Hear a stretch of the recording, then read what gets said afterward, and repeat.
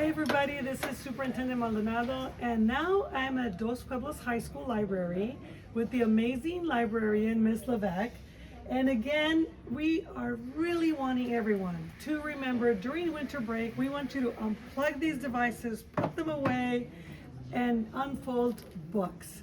And to do that, we are asking today our librarian and joined by our amazing principal, Mr. Woodard, to give us their recommendations for what should people be reading this winter break. All right, well, I got some great recommendations for all of you. My first book, The Hunting Party, is a murder mystery. I don't know why, but when the weather gets cold and it gets dark, I really crave these types of books. I think it's something about the darkness within the story, reflecting the darkness outside. But I picked this book in particular because it takes place over New Year's Eve. A bunch of friends get together, remote hunting lodge, blizzard happens, they're snowed in, they wake up the next day and someone has been murdered. As you can imagine, chaos ensues as they try to figure out who is the person among them who is capable of killing somebody. It's like edge of your seat thriller. And you know what, there is just something really cozy about reading about the dark and the darkness and the cold when you're safe inside. Yes. Speaking of cold, nothing colder than the deep reaches of space, which is where my next book recommendation takes place. I'm going to recommend Project Hail Mary. It starts kind of like a mystery too, where our main protagonist wakes up in a spaceship, has no idea how he got there or why he's there. But ultimately, the book ends up being really sentimental. It's about humanity's ability to connect and to work together to overcome obstacles.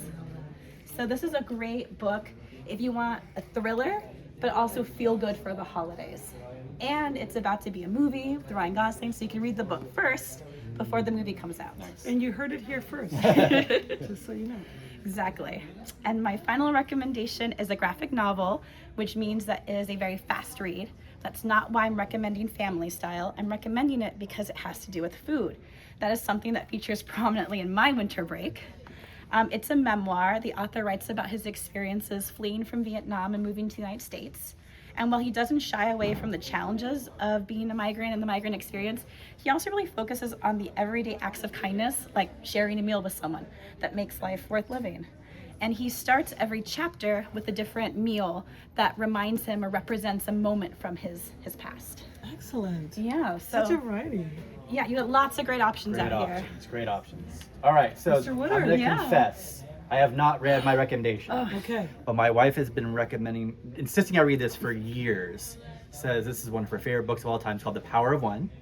Takes place in South Africa. It's coming of age story, boxing. I've heard a lot about it. She says no student that she's ever given this book to has not come back and said they absolutely love it. And I just haven't had time to read it. So over break, You're reading. I'm reading this. You'll come back and you'll tell me And I what will you come back thought. and tell Miss Levesque how much I But if accept. somebody decides to read it, Yes. are you willing to like host a book talk? Absolutely. Come on 'Cause over, that we'll would be talk. fun. Coffee, Yeah. hot chocolates, donuts. We'll talk And about the then talk book. about the book. I'm down. Let's do Yes. it. So I heard a challenge, and of course, Mr. Woodard, being so unique like you are and such an innovative principal, you're the first principal to give us a challenge. All right. To go with our Unplug and Unfold a Book winter break recommendations. I just want to say, I noticed one of the things that your book has here is an award. Yes. And one of the things I've been sharing, many of you librarians have shared books with me that have either a silver Newbery Award or a gold. Can you tell me about this one? Because I'm not familiar with this one. And I don't know if you might know it or not. Yeah, basically, it's just a finalist in excellence in young adult nonfiction.